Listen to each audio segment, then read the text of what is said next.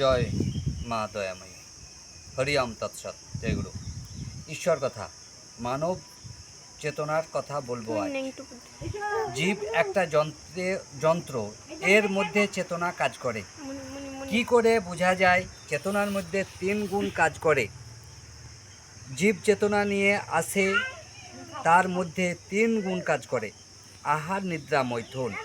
জীবের রকম ফের জ্ঞান চেতনা মানুষে অবস্থান করেছে। মানুষ এরা 3 গুণকে ধারণ করতে পারে। মানুষই তার অনুশাসন ধর্ম দিয়ে আহার, নিদ্রা, মৈথুনকে আয়ত্ত করতে পারে। মানব চেতনায় ঈশ্বর ধ্যান ধারণা ঈশ্বর স্বয়ং নিজেই দিয়েছেন। মানুষ তার চেতনা শক্তিকে কাজে লাগিয়ে আত্মদর্শন করতে পারে। সনাতন ধর্মের আদি পুরুষ স্বয়ং হয়ে এই আত্মদর্শন করেছেন। 3 সোনা ধরা জ্ঞান চেতনাকে সনাতন ধর্ম বলে। আগেই বলেছি 3 সোনার কথা। 1 ইন্দ্রিয় পর্শন, 2 কানে শোনা, আমাদের কর্ণমূলে শোনা যায়, গুরু দেখিয়ে দিলেই হবে। মানুষরূপী জীব শ্রবণ করবে তখন। চোখে সোনার বরণ দেখা, গুরু দেখালেই হবে। এই 3 সোনা ধরতে পারা জ্ঞানকে সনাতন জ্ঞান বলে। তাই বিশ্বের দরবারে এই জ্ঞান শ্রেষ্ঠ জ্ঞান। সনাতন যাকে ধরেছে সেই তো সনাতনী। প্রতিটি মানুষের মধ্যে সনাতন চেতনা আছে। সনাতন চেতনাকে মানুষরূপী জীব অবমাননা করেছে বলেই আজ সনাতন ধর্মের মানুষ এত ম্লেচ্ছ জ্ঞানে ঢাকা পড়েছে। আমাদের পূর্বপুরুষেরা এই রাস্তা আমাদের জন্য তৈরি করে রেখেছে। আমরা বলি নিজের মন গড়ানো কথা, যেটা আমাদের সুবিধা হয় সেই রকম কথা বলি। মন গড়ানো কথা আসে কোথা থেকে? আমাদের ইন্দ্রিয় লালসা থেকে। আমরা যতক্ষণ ইন্দ্রিয় সুখ ভোগ করব ততক্ষণ আমাদের মন গড়ানো কথা থাকবে। কারণ ইন্দ্রিয় ভোগ মানুষকে জগৎ সংসার ভোগে আবদ্ধ করে।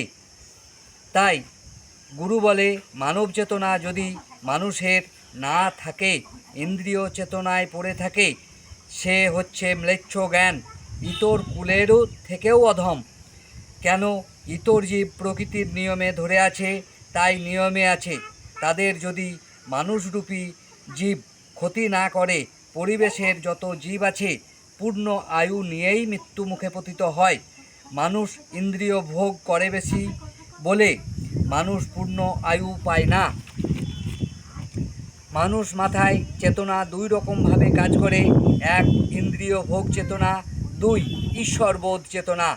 আমরা ইন্দ্রিয় সুখ ভোগ করার জন্য যত চালাকি রাহাজানি কাজগুলি করে থাকি, আমরা যত বেশি ইন্দ্রিয়ের দ্বারা প্রভাবিত হব তত বেশি নোংরা কাজগুলি করব।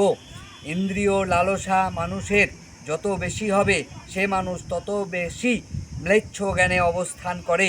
তাই জগতে গুরু এসেছেন।